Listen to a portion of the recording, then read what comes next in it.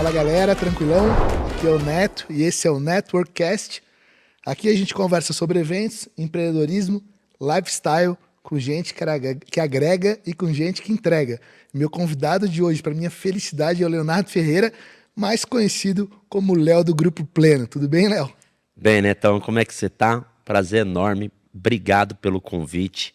Queria trocar uma ideia bem bacana e ver se a gente agrega mais gente com a gente, né? Maravilha, cara. Muito legal. Obrigado. Eu que agradeço, cara, a tua presença aqui, tua positividade, a tua recepção de bate-pronto. Quando eu convidei, já Netão, pô, se eu puder, minha agenda permitir, a gente vai fazer.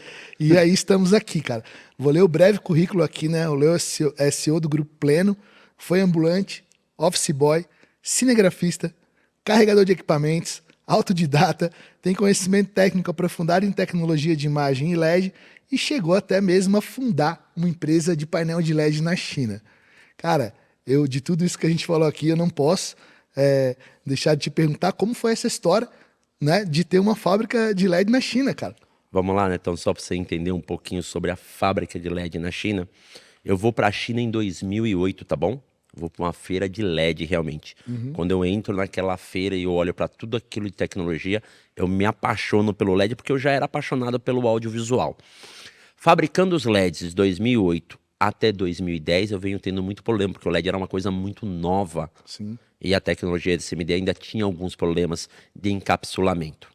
Entendendo que eu não conseguia resolver o problema da tecnologia junto com as fábricas de lá, eu tomo a decisão de abrir uma fábrica na China junto com uma chinesa que me ajuda a tocar toda essa parte. Então eu fico com uma fábrica na China produzindo os meus próprios produtos de 2010 a 2012 com 180 funcionários em 1.800 metros quadrados.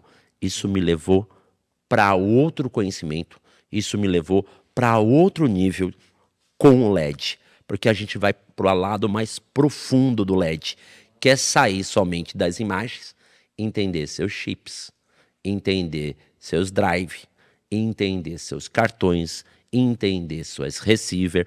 Hoje está muito na moda aqui, né, para o pessoal que é de LED, a nova Star. Eu vou brincar que eu venho de época de Silan, né? Daí a gente vem de época de Debstar, de Lins.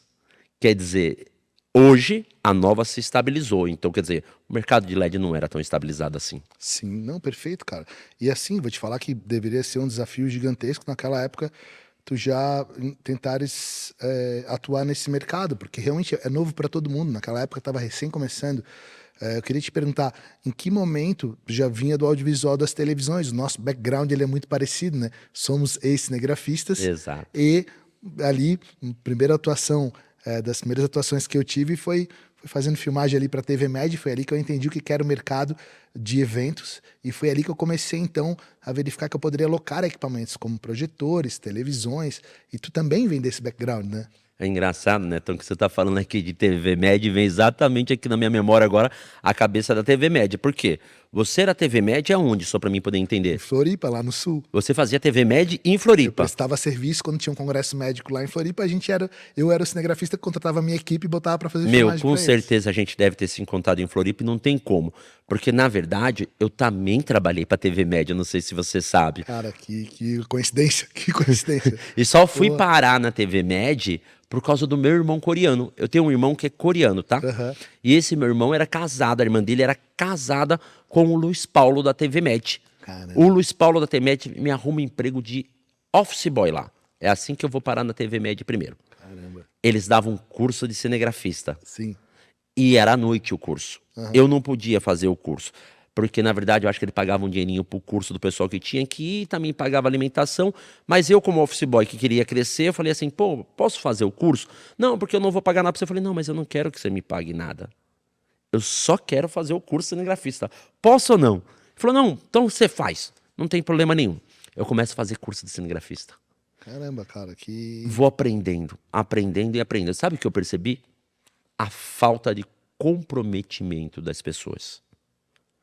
E qual é a falta de comprometimento? As pessoas não chegavam no horário para gravar o evento. Eu percebi isso como office boy e o que eu passei a fazer? Me comprometi a chegar todo dia às 7 da manhã. Eu comigo, eu não me comprometi com ninguém. O comprometimento era meu. Eu me comprometi, eu chegava lá, 15 para as 7, 20 para as 7. Sempre tinha alguém faltando, sobrava uma vaguinha para mim gravar as 2 horas. Enquanto eu estava gravando essas 2 horas, eu fazia a melhor filmagem que eu podia entregar para a empresa que eu trabalhava de office boy. Porque era a minha chance de poder subir. Esse foi meu grande mudança, tá? E daí o que aconteceu? O Luiz Paulo começou a reparar que tais fitas vendiam mais e que a imagem estava melhor. Ele falou, quem é que tá gravando isso aqui? O rapaz que tomava conta falou assim, é o Leonardo, que é o office boy. Ele chega todo dia 15 para as 7, percebe que as pessoas faltam, eu levo ele para fazer a gravação, os caras chegam no evento 8h30 da manhã, aí eu libero o Léo para ele vir trabalhar de office boy. Mas como ninguém nunca me falou isso e ele não ganha nada por isso, eu viro cinegrafista aí da TV Med, quando tinha uma média de 6, 7 funcionários. Saio da TV Med. Isso em que ano, Léo? Ai, cara, vamos puxar. 92, 18, 50 anos, 18, quanto dá menos aí? Menos 32? Porra, 94 a gente tinha 20 anos. Exatamente, essa idade é minha. Eu cheguei lá com 18 anos. Tá. Na TV Média eu cheguei de 17 para 18 anos, foi quando meu irmão me arrumou a vaga. Cara, eu vou te Fiquei falar na TV Média 3 anos. eu comecei a gravar ali também com uma câmera que a gente tinha lá do Paraguai. E aí comecei a gravar coisas da minha casa, festas. E ali fui fazendo evento social. E aí começou a ter oportunidade de congresso, que foi quando chegou o Centro-Sul, 20 e poucos anos atrás. Costão do Santinho, antes ainda. E aí que a gente começou realmente a vir as empresas de São Paulo e precisava de gente lá, então eu acabei me encaixando nessa lacuna e comecei a entender o que era esse mercado, cara. Que era bastante, muito no princípio. Vou brincar que provavelmente você estava na G456, Super VHS, M9000, VHS, M1000. M9000, é isso aí. M9000 Panasonic. Pô, quando comprava uma G456 era uma baita do equipamento. Mas era isso, cara. Inclusive minha câmera Panasonic tinha gerador de caracteres em cima dela, então eu escrevia ali, sei lá, aniversário do fulano. Filmava, já acabava, tirava a fita, já entregava, já vendia na hora, cara. Show, já cara. cobrava na hora. Isso faz bastante tempo, cara. Mas passei por muitos anos fazendo isso. Foi aí que eu me aproximei do que é o mercado de eventos. E aí também, como tu, cara, assim, comecei a entender que faltavam profissionais. Era muito recente esse mercado. E aí tinha que ter gente realmente muito dedicada, muito comprometida. E eu também tive essa escola de cumprir horário rigorosamente, tá bem vestido lá para prestar aquele serviço. Pô, usei muito terno por muitos anos, cara, porque como a gente era muito novo, tinha que estar muito bem vestido para passar credibilidade. Então, sei lá, hoje faz mais de 10 anos que eu não boto um terno. Eu tenho umas fotos, vou te mandar as fotos minhas vestidas, cara, filmando pra TV Média, vestido de social, que nem você falou. Vestido social, sapato, em tudo, e era uma coisa assim que hoje em dia não consigo me enxergar, mas foi muito importante ter passado por esse início, cara. E aí depois, quando é que tu virou a chave? Porque pra mim, eu conheci o Léo como sendo o cara das televisões. Já das TV de plasmas. E eu comprei uma TV Fujitsu lá em Floripa, cara. Pô, tinha uma, cara. Custava quase o preço de um carro. Então, assim, era uma coisa extremamente cara, muito fora da nossa possibilidade de recurso financeiro. E a gente deu um jeito lá de financiar e botar, porque eu já alugava projetores. Como é que tu entrou na televisão? Foi o próximo passo da televisão? Deixa eu explicar rapidinho, fechar a porta da TV Média aqui para o pessoal poder entender. Rápido, andando bem rápido.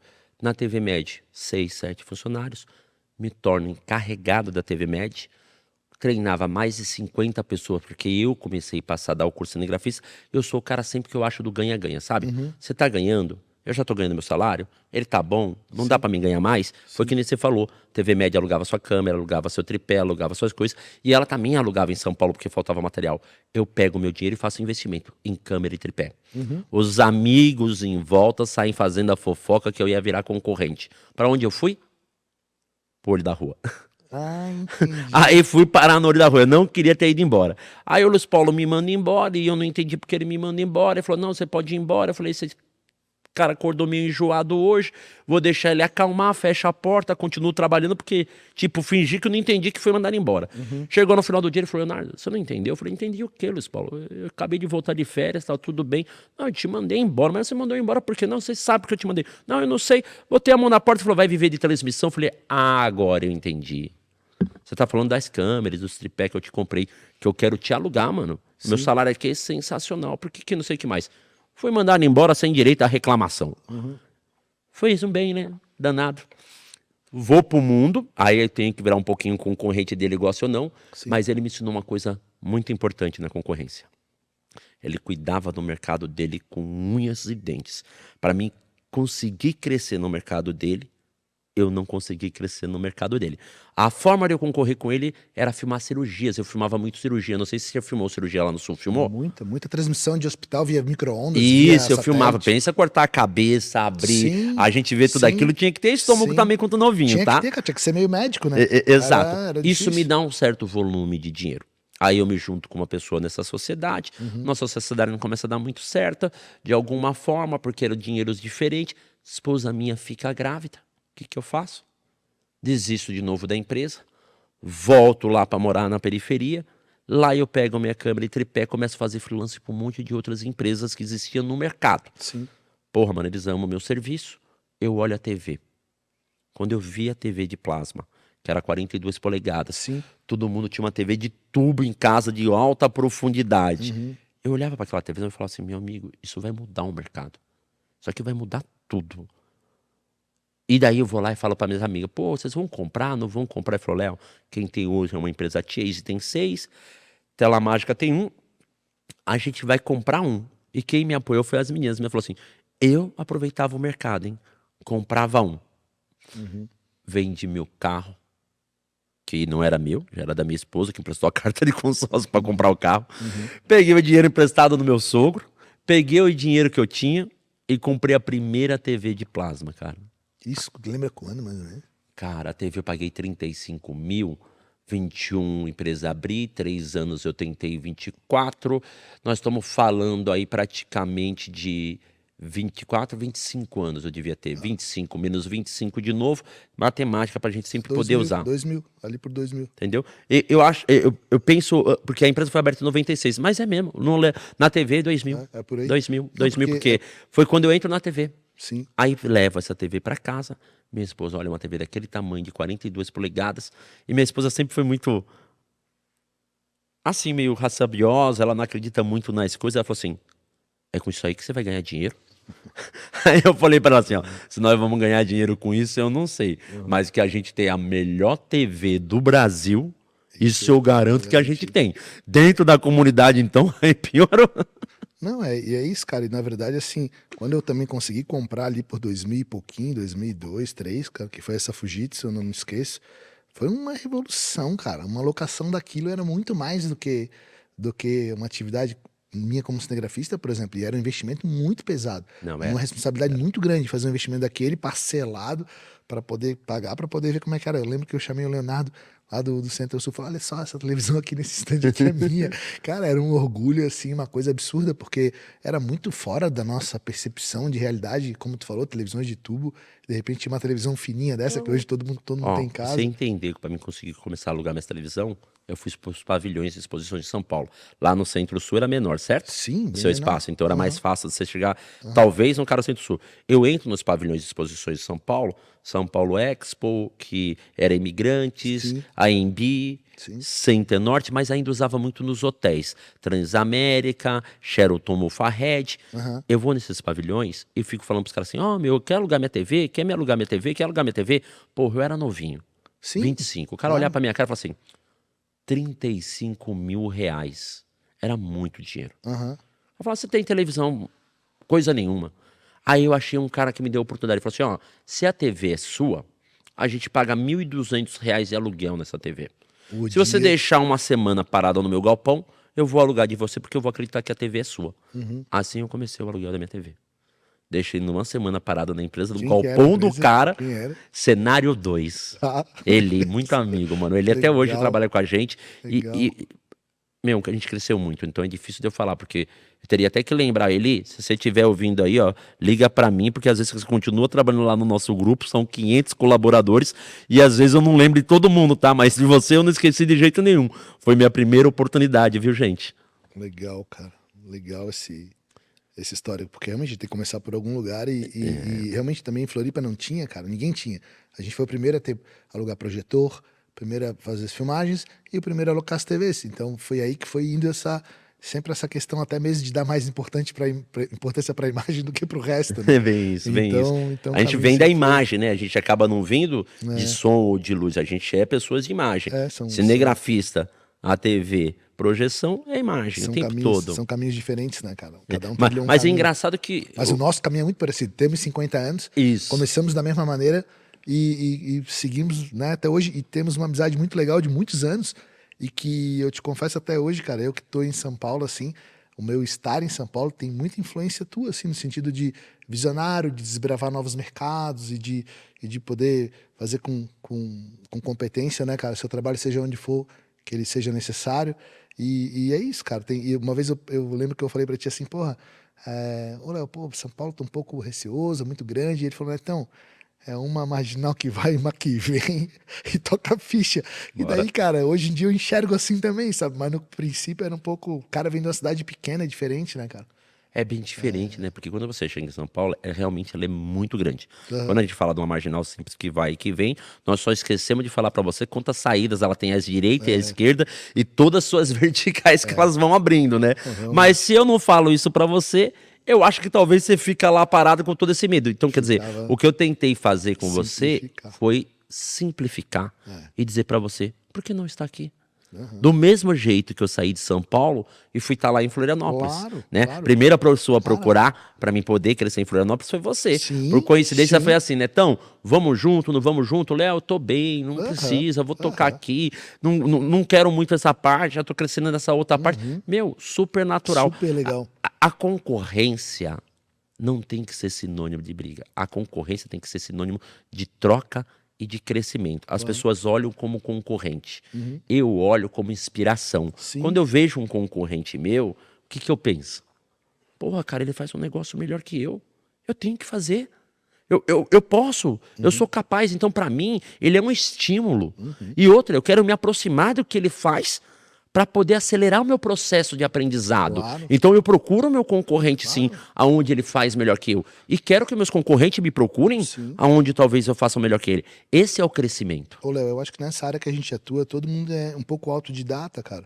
Embora eu tenha estudado administração, eu te confesso que eu uso muito pouco da minha teoria. Eu uso muito da minha prática, do que eu vivi ali no meu negócio. E eu acho que a gente tem, assim, essa troca de informações justamente para o seu mercado tão jovem, né? Cara, a gente começou no começo desse mercado. A gente tá falando 30 anos atrás, cara.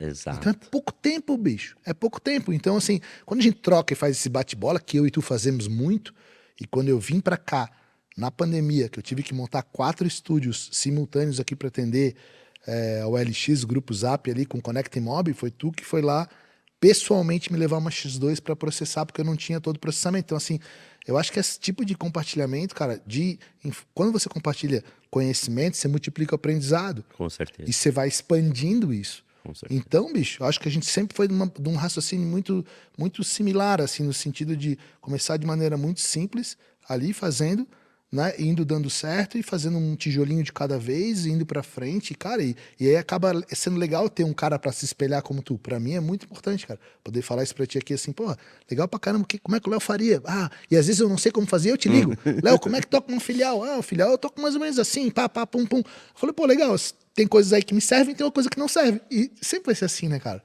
A gente tem que aprender, tirar aproveitamento de tudo, né? Então, eu vou aproveitar que eu acho que o podcast é para enriquecer as pessoas. Sim. Quando você me fala da sua faculdade de administração e todo esse estudo que você teve, eu venho pro meu totalmente falta de estudo, mas os dois chegam ali no mesmo lugar de uma certa Vindo maneira. de regiões diferentes. E de regiões totalmente diferentes.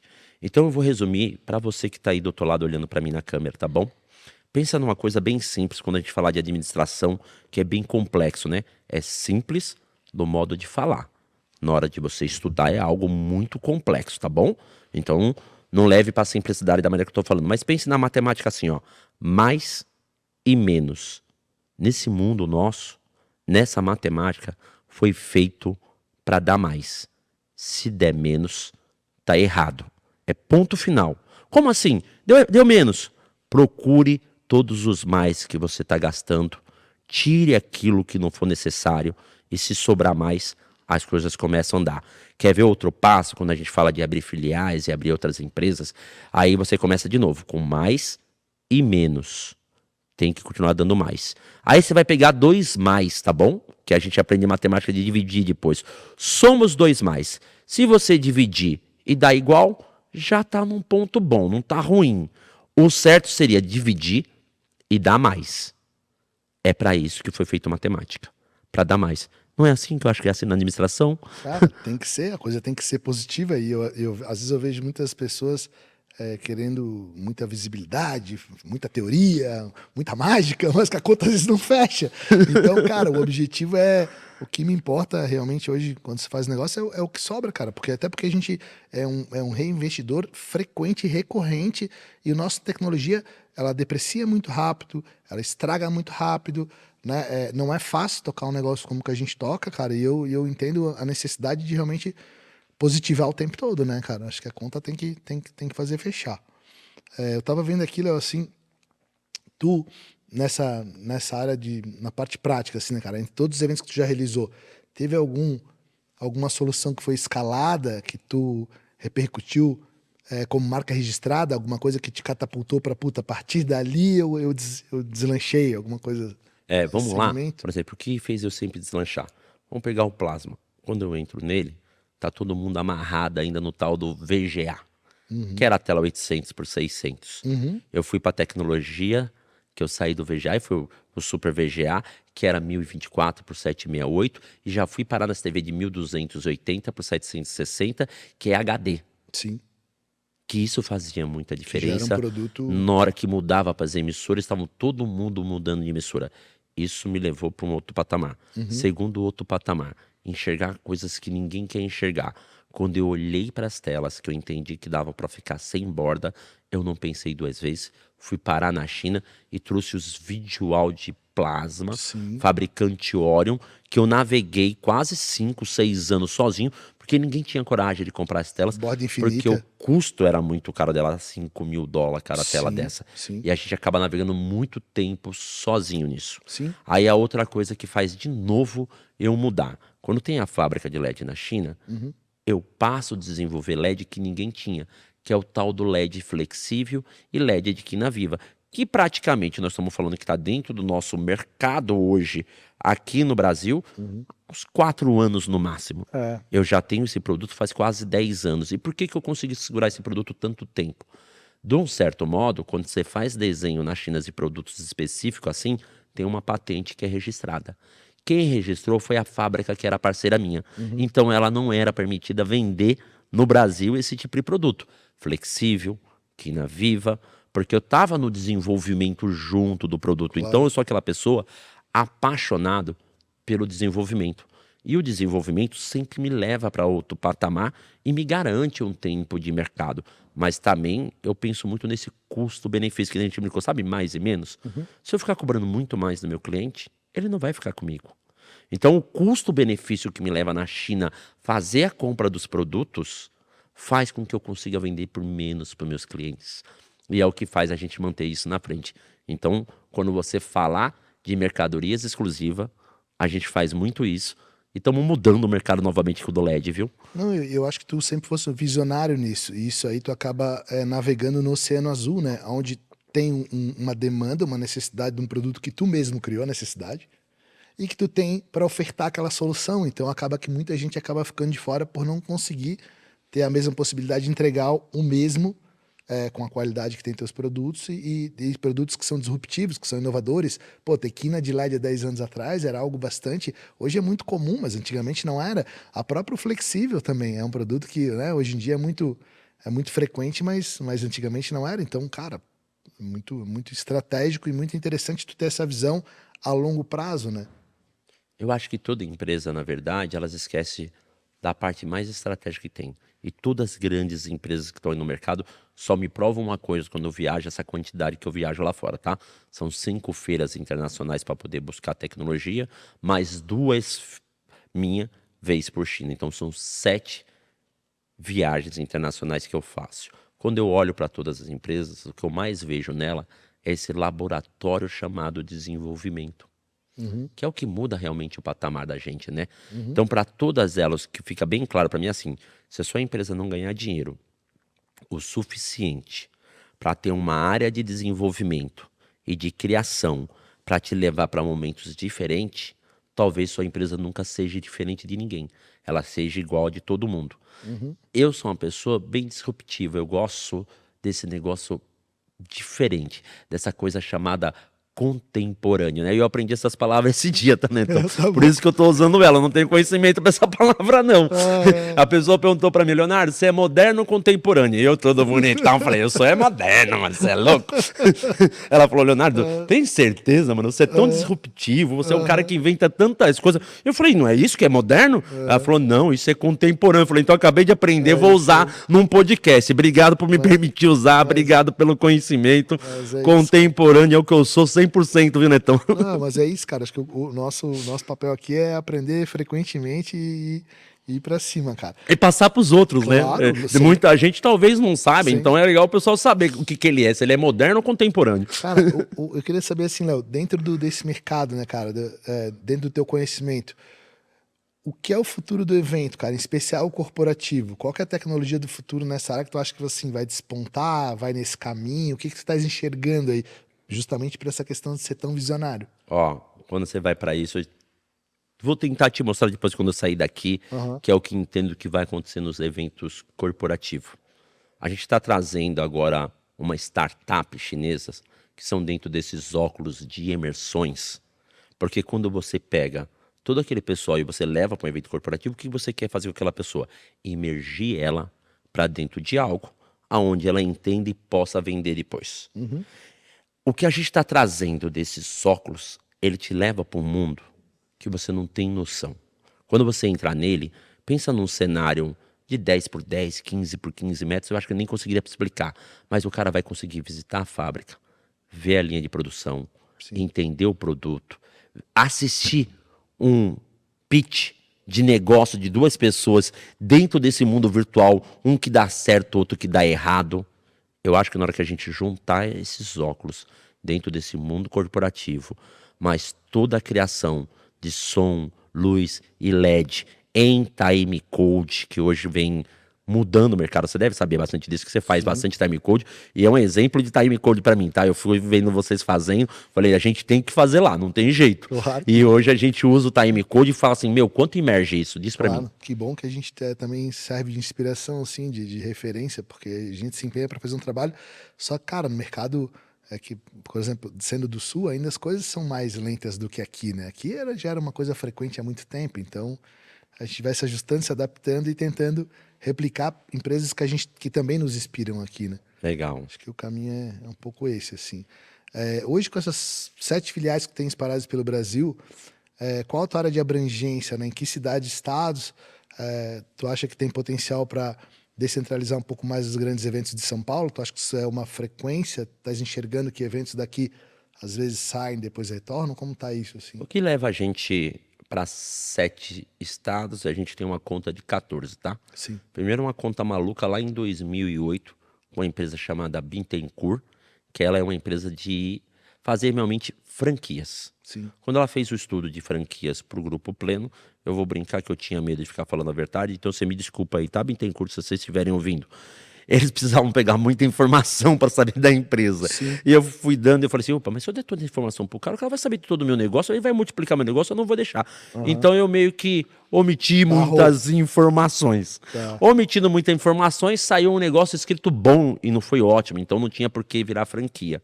Mas no estudo me dizia em 14 empresas no total no Brasil, começando no Rio de Janeiro, mas era para ser assim, ó. Era pra ser uma coisa muito rápida. Era pra, tipo, 2 anos ter multiplicado isso. Eu venho fazendo lentamente eu mesmo no meu bolso. Sim. E qual a melhor maneira que eu venho fazendo? Os meus colaboradores dentro da empresa, que começaram que nem eu, piso de chão de fábrica, vem crescendo. Chega algum momento que ele fica lado a lado com você. E ele não tem muito mais crescimento para ter quando as nossas empresas são pequenas. Sim. Qual era a melhor maneira de eu não perder esse profissional? Dar para ele o que eu tive. Sim. Tenha sua oportunidade. Vá lá e tenha sua empresa. Toque da sua maneira. Faça do seu jeito. Assim nasce Rio de Janeiro. Assim nasce Recife. Assim nasce Florianópolis, Goiânia, Sim. Curitiba, Belo Horizonte. E a gente entende que precisamos ir para mais 7 capitais. Mas quem cria essa oportunidade? Os nossos clientes. E os nossos clientes da área medical são um dos clientes mais importantes dentro das nossas carteiras, porque eles fazem congresso. E quando você fala em congresso brasileiro, ele navega. Sim. Pensando nessa navegação, eu falo assim, pô, mas se eu fizer meu cliente aqui em São Paulo, uma hora ele tem que estar no Sul, Uma hora ele tem que estar no Nordeste, outra hora ele tem que estar no Centro-Oeste. Esse cliente já ia manter minhas contas. Aí a gente passa a ganhar um mercado local, porque a gente chega com coisas disruptivas. Se é disruptivo em São Paulo, o painel que eu trouxe, pensa quanto é disruptivo lá no Nordeste. Claro. Então eu entendi duas coisas. Não tinha como perder em algo que a gente estava fazendo diferente e não tinha como perder na vontade que a nossa equipe estava em trabalhar e querer crescer. Sim, perfeito. Eu acho que perfeito raciocínio, até porque realmente, como tu bem falou, os eventos técnicos científicos, eles viajam pelo Brasil, eles ocorrem, o próprio médico espera isso, né? Circular o Brasil, visitando outras regiões, conhecendo os lugares, e o médico viaja com a sua família, com sua esposa, né? Às vezes com filho. E realmente, cara, o Brasil é um país continental, né, cara? Tem muita oportunidade em muitos lugares. E acho que ocupasse bem essas lacunas. Para o pessoal que está de olho nesse mercado, né, cara, super aquecido dos eventos, na tua opinião, tem algum prestador de serviço ou produto que o setor esteja mais carente hoje? Algo que vale o investimento de quem quer começar nesse setor? Assim, tu enxerga tem oportunidades para... Ô Neto, eu vou dar a mesma oportunidade que eu tive para todos.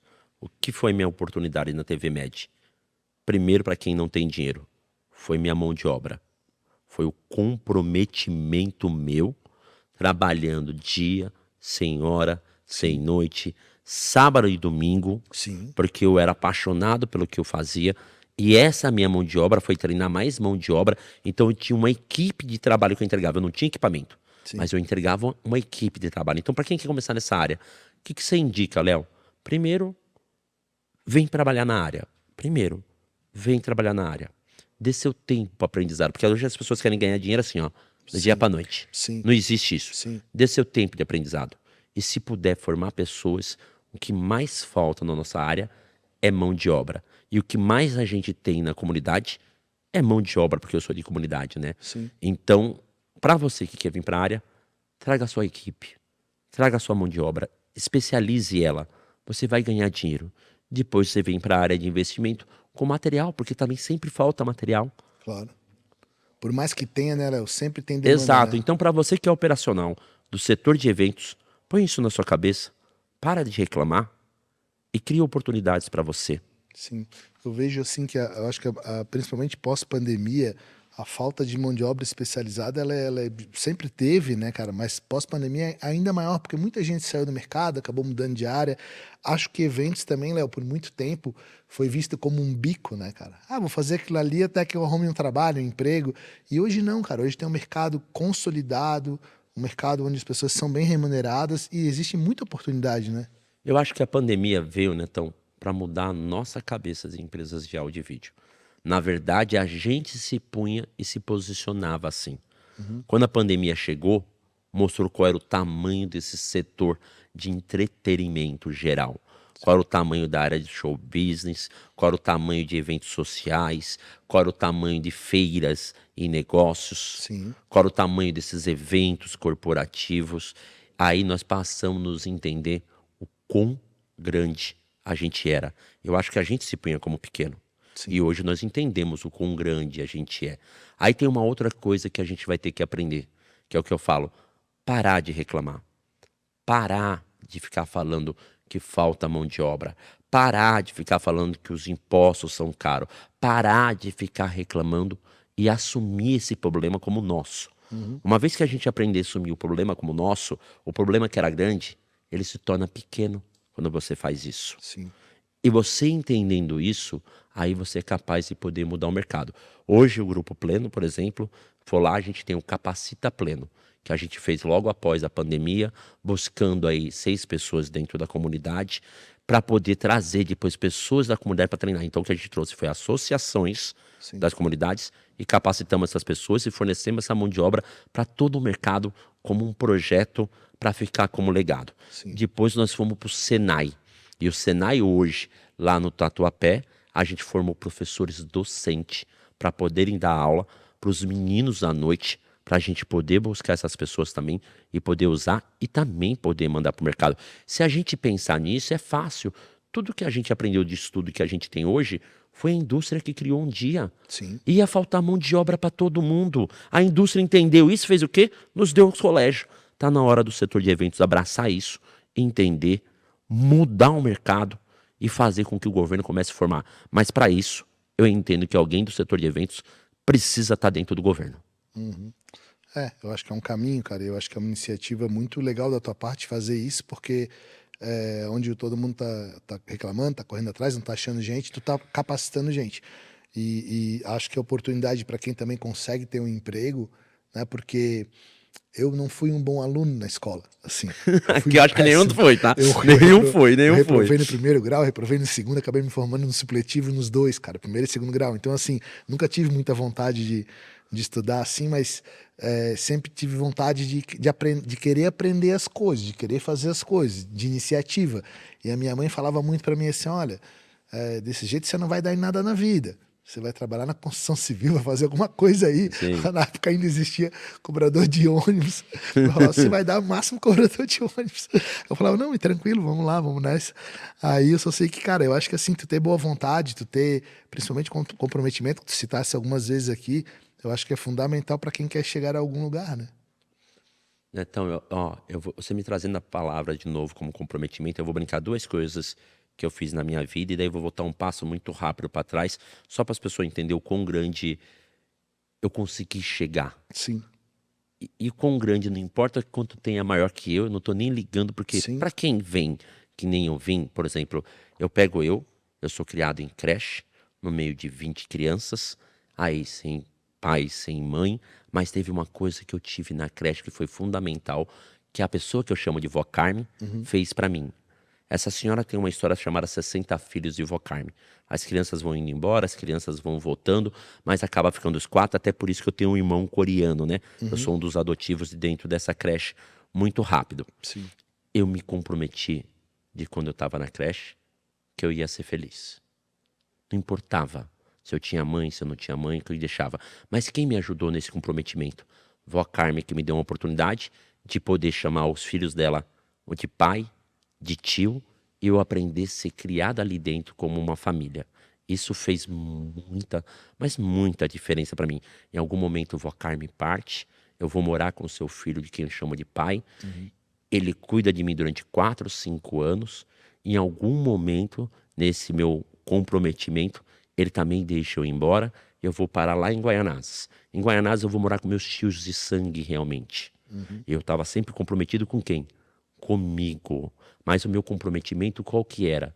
Era fazer eu feliz e não os outros felizes. Eu, com toda a minha revolta, fazia com que eu perdesse meu pai no caminho, fazia com que eu perdesse meu tio no caminho. Quando eu saio da casa do meu tio, eu vou parar de favor na casa da minha namorada. Ali eu entendi o que era comprometimento. Eu juntei meu comprometimento e minha responsabilidade. Sim. Essa oportunidade que eu tive na casa é minha esposa que está comigo casada hoje. Nós estamos casados há 32 anos juntos. Temos uma menina de 26 anos, um menino de 21. E eu entendi que só comprometimento comigo não era o suficiente, também tinha que estar comprometido com os outros. Mas mais do que o comprometimento, eu tinha que ter a responsabilidade. O comprometimento com a responsabilidade, ela te muda para outro lugar. Acredite nisso. Foi o comprometimento que me mudou. Foi a responsabilidade com que eu trouxe que me mudou. Essa é a verdade que eu mais acredito. E com essa verdade, esse comprometimento, eu só tenho a agradecer a tudo que eu conquistei até agora. Pô, cara, maravilhoso tu dar esse feedback, porque talvez muitas pessoas não sabem das dificuldades que passasse e da tua trajetória, e às vezes a pessoa olha e reclama de alguma coisa e nem tem tantos problemas assim, né? Então eu acho que cada um Sim. cada um no seu quadrado e fazendo o melhor possível. Cara, dentro dessa engrenagem do Grupo Pleno, né, cara, de tocar toda essa engrenagem, assim, tu dá oportunidade, renda e conhecimento para muita gente. Né? Um universo de pessoas, como eu falei, são mais quase 500 pessoas, então sobra tempo para lazer, cara? Qual é o teu hobby? Quando tu te desliga um pouco do trabalho? Eu lembro que uma vez eu te mandei mensagem perguntando alguma coisa e tu falou assim para mim, pô, Netão, eu tô na África, cara, de férias aqui, falar com, acho que era com a Patrícia, não lembro, alguém assim, tu falou assim, fala com a fulana lá que vai te ajudar. Eu falei, não, cara, que isso, não vou te atrapalhar, imagina. Mas assim, sobra tempo, cara, dá pra se dedicar ao hobby, à vida. A vida com Assim, a família, com as crianças? eu acho que no final, o que o ser humano vai ter que aprender, que o seu hobby é o trabalho. E talvez a família seja uma passagem. E alguém passa a nos ensinar tudo ao contrário. Alguém começa a dizer pra gente assim, ó, meu, a família é a coisa mais importante que existe e depois o trabalho. Eu discordo disso e peço desculpa pra todo mundo que tá me ouvindo aí. Sabe por quê? Sem meu emprego, eu não tenho minha família. Sem o meu ganha-pão, eu não tenho hobby. Sim. Então, talvez o trabalho tenha que vir em primeiro lugar. E se eu conseguir fazer o trabalho se tornar um hobby, talvez ele nunca vai ser trabalho. Vai ser os lugares que eu mais vou ter prazer. Vou me sentir feliz lá. E quando eu sair para ir passear, quantos felizes você acha que eu vou estar me sentindo? Porque se o trabalho já é uma alegria e o passeio e a família é outra alegria, Sim. e eu aprendi a fazer do meu trabalho a minha alegria, a minha família é maravilhosa. Os meus passeios são maravilhosos. Daí não importa a quantidade que eu vou estar no passeio. O pouco que eu tiver vai ser muito. Então a gente faz hoje 2 viagens internacionais com a família. Brinco com a minha esposa que eu falo assim, ó, os filhos vão crescer e vão embora, então você me desculpe como mãe dizer pra você assim, eles vão embora. Eles dão tchau pra gente todos os dias. Quando aprendeu a levantar e andar, ele já tava andando tchau. Quando você começa a ensinar ele a fazer tchauzinho, ele tá dando tchauzinho mesmo. Eles vão casar, vão ter filhos, vão ter sua família. Eu e você escolhemos ter uma família pra sempre, eu e você. Vai ser eu e você. Uma viagem são com os meus filhos, outras são só eu e minha esposa. Legal. Então eu aproveito sim. E o hobby mesmo é o trabalho, tá, né? Então, para Legal. responder sobre hobby, é trabalho. Legal, Léo, assim, porque é interessante tu dar esse teu feedback, porque assim, pra mim, cara, também me realiza muito, assim, viajar com as crianças, viajar com a família, acho um barato. Mas o trabalho, quando tu falas isso, quando tu faz alguma coisa que tu gosta de fazer, não dá nem pra chamar de trabalho, cara. Eu adoro, às vezes eu fico muito, tu deve sentir isso também. Primeira coisa que o empresário é um pouco solitário. Tem Sempre, dúvidas que sempre. tu tem lá que tu fica um pouco assim sozinho pensando, e não é pensando no horário de trabalho, é pensando 24 horas por dia, é pensando às vezes 11 da noite indo dormir, e pensando e não conseguindo nem dormir, porque a gente tem problema, tem responsa, tem um monte de coisa para resolver. Então assim, cara, eu acho que às vezes tu fica assim tão envolvido com aquilo, mas se aquilo é uma coisa que te dá satisfação, não dá nem para chamar de trabalho. Eu gosto muito do que eu faço também, não faria do jeito que eu faço se eu não gostasse, tá? Não, jamais será por questão financeira, sempre será por satisfação de estar fazendo boas entregas, tá feliz pela realização do teu cliente que está lá feliz com o que tu estás fazendo. E acho que isso é o que me move assim no momento, cara. Então, eu acho que esse é um dos caminhos do que faz com que a gente realmente se empenhe para fazer mais e melhor, né, cara? Acho que esse é um dos desafios, assim.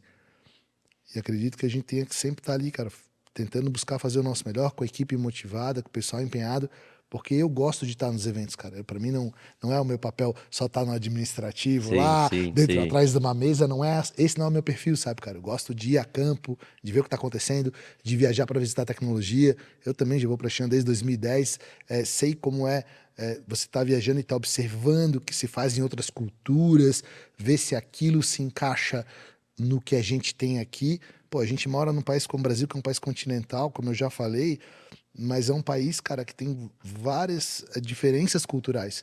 E às vezes tem coisas de fora que encaixam pro Nordeste, não encaixa pro Sul, Sim. encaixa pra cá.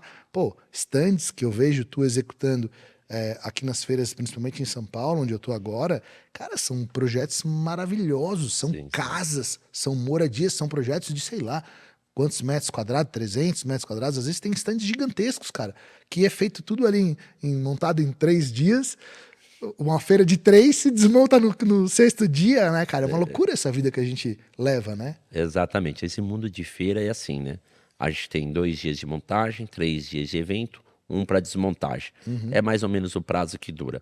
Normalmente a gente trabalha com clientes AAA e normalmente eles trabalham de segunda a sexta-feira porque eles já conseguiram chegar a esse nível, né? Então normalmente a gente está nos finais de semana montando para eles poderem estar no evento deles na segunda-feira. Então sexta, sábado e domingo você está montando para fazer o evento do cara segunda, terça e quarta. Quinta tá desmontando para começar no próximo de novo. É um cíclico ali, mas é prazeroso demais. Mas eu tenho algumas coisas que eu penso às vezes sobre o trabalho e sobre o cliente. Você falou, Léo, eu penso muito no cliente. E eu penso muito no cliente demais. Tanto penso que eu penso além do cliente. Eu penso que ele nem tem, eu tenho que trazer para ele poder ter. Para poder criar demanda. Exato, mas Isso de eu cara... te acho um visionário Exato. nisso aí. Mas Cara. de cara, quando eu penso nisso, eu vou ser bem sincero. Lembra aquele comprometimento que vem primeiro eu? Eu olho para aquilo, eu me apaixono. Eu compro, desculpa meus clientes, de verdade, eu compro para mim. Porque se vocês não usar, eu fico pensando aquilo tudo na minha casa, quanto vai ficar bonito ligado, os quadros mudando, as imagens mudando, as coisas acontecendo. É assim, quando eu me apaixono desse jeito, não tem como meu cliente não se apaixonar, né? Então assim, primeiro eu. Porque a gente gosta ou não nesse mundo, a gente é egoísta. Muito é eu. Depois os outros. Mas da forma que eu fui criado, eu entendi que não era eu. Que éramos todos nós. Eu demorei um pouco para entender isso e fui entender depois de muito velho. Sim. Então hoje, não é mais para mim. São pros meus. São para todos nós. O que eu puder fazer de legado e puder deixar de história, vai ficar escrito como Grupo Pleno. E a gente ainda brinca com as pessoas assim, vem ser pleno. Porque o nome Pleno, ele foi escolhido no dicionário, que é algo completo, que é algo muito maior que eu, é muito maior que você. E hoje é um nome que está na modinha, mas há 30 anos atrás, o que era pleno? Não era nada. Hoje, plenitude, vem ser pleno, quer ser pleno. Hoje o nome está muito na moda. Sim. Quando eu escolhi esse nome há 30 anos atrás, não era para carregar meu nome, era justamente para carregar um nome que eu sonhava de ser pleno, e eu brinco que eu só vou poder ser pleno quando eu partir. Alguém vai dizer que eu fui pleno. Eu, quando estiver vivo, vou estar na busca de ser pleno. É o legado que está se construindo durante todo esse período. E eu acho que o nome acaba que hoje em dia realmente, você tem razão. E o nome também se fortalece depois que tu consolida, né? Exato, Depois que tu exato. consolida, podia ser qualquer nome, Léo. Podia ser o Ferreira Grupo. Ia Podia. estar bombando igual, ia estar tudo certo. Eu boto muita fé nisso, cara. Eu jamais teria tido o nome da minha empresa com o meu nome se eu enxergasse isso lá atrás, cara. Porque hoje em dia, muitas pessoas acabam querendo contar contigo, né, cara? Querendo Mas eu saber que esteja entendo ali. assim, você vem crescendo. Tá aí quanto tempo também, né? Então 30 anos já faz? Eu Quase vou fazer 30, 30. 30 anos, cara. Você também vai fazer 30 30. anos. Eu tenho certeza, quando você começar a pensar em legado, o que vai acontecer, vai ser natural o nome mudando no meio do caminho. Claro. Né? E é natural, talvez, isso, pra gente que quer deixar um legado. Aham. Né? Então, quer dizer, ou talvez fique, porque eu brinco assim, o nome Mercedes, se eu não tiver enganado, era de uma pessoa que chamava isso, entendeu? Então, assim, quando a gente vai fazer estudo de história dos nomes das empresas lá de fora, era um nome de pessoas realmente que Depois traziam, que né? consolida o nome e vai embora, né? Aí a Mercedes se torna Mercedes, que deixa de ser Mercedes. E pra você, quando você ouve falar Mercedes, é o quê? Aquele puta carrão que a gente olha, né? Então é bem isso. Vamos olhar pro Neto, o Neto, quem sabe, vai ser um nome no dicionário, hein, Netão? Claro, pô, quem sabe, né, cara? Ô, Léo, deixa eu te falar, a gente tá quase se encaminhando pro final, assim. Queria saber de ti, cara, pra onde vai, cara, a Pleno? O que tu estás assim? Qual é o teu objetivo com o grupo, com essa operação toda, com essas filiais? Onde tu te enxerga estar daqui a 10 anos? Que a gente já tá com 50, né, cara? Já tem que começar a enxergar isso, né? Ó, nós fizemos um encontro de sócios semana passada. Pra você ter uma ideia, 22 pessoas juntas, então nós estamos falando de 22 sócios aí. E a pergunta é sempre essa, né? Quando a gente faz esse encontro, a gente tem que escrever um pro outro aonde nós vamos estar daqui 10 anos, para no nosso próximo encontro a gente entender o quão perto nós estamos ficando ou quão longe nós estamos. Porque a gente precisa nos entusiasmar, né? Porque no final você começa a ganhar, chega uma certa hora você esquece o conforto que você tem, porque esse é o grande problema das pessoas. Eu falo assim, ó, meu, se você vacilar com conforto, ele te leva pro desconforto. Se você vacilar com conforto, em vez de você agradecer, você vai sempre reclamar. Viver no desconforto é a melhor coisa que você pode fazer. E se você aprender a viver nesse desconforto e aprender a fazer esse desconforto se tornar conforto, nunca mais você vai ter problema. Tá? Então, pra gente, quando a gente olhou para esses 10 anos, eu tô no meu desconforto. A nossa ideia é levar um quarteirão de 3 mil metros e subir 20 mil metros quadrados construído, derrubar do outro lado. Quem conhece o Grupo Pleno e acompanha o Grupo Pleno, a rua nossa é um U. A gente pensa nessas 3 ruas fechadas, 500 casas construídas no fundo, porque a gente entende que os nossos colaboradores merecem ter a mesma qualidade de vida que a gente tem. Eu não sei se eu vou fazer, mas deixando história para eles fazer, eu tô deixando. Então eu acredito, se eu estar ou não estar, deve acontecer. Pô, legal, cara. Eu ouvi, uma vez eu vi uma postagem tua falando sobre isso, achei bastante desafiador, mas eu acho que tu és um cara movido a desafio.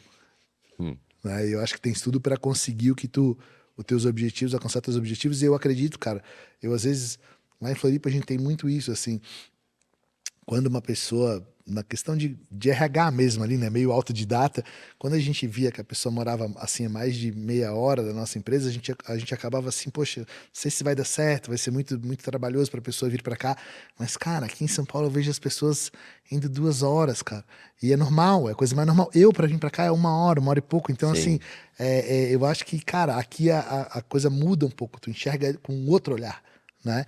E a questão de logística, de se preocupar com as pessoas, eu acho fundamental, fantástico isso, porque a pessoa também se sente envolvida e comprometida.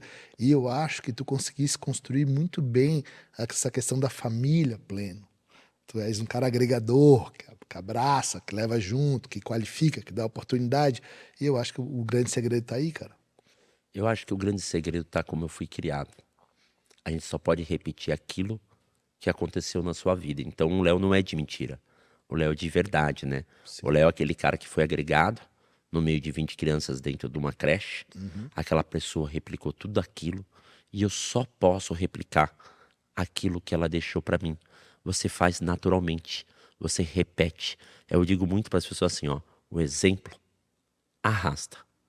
Esse bate-papo nosso aqui, talvez, ele entusiasme as pessoas para fazer. Sim. Mas quando ela vai ver o que a gente fez, é aquilo que arrasta. Não é essa conversa. Essa conversa só é um exemplo. Claro. Mas quando o cara olha o que você fez, isso arrasta. Então a pessoa precisa estar com você para entender o quanto o exemplo arrasta. A avó Carmen me arrastou demais Sim. para tudo isso que eu construo aqui hoje. Legal, Léo. E às vezes a pessoa também, assim, pode até, às vezes, motivar, estimular, mas nem todo mundo está disposto a passar o trajeto que a gente passou, né, cara? Que não foi fácil, que foi de muito desafio, de muita resiliência, de muita perseverança, cara, de muitas histórias, né? Exatamente, exatamente. É. Leozão, querido, eu queria te agradecer muito pelo papo. Queria saber se tu queres deixar uma mensagem aí para fechar o nosso programete aqui. Eu vou deixar uma mensagem, acho que para vocês todos aí, tá? Que é a palavra do comprometimento quando eu tô falando para vocês. Primeiro você se compromete com você mesmo.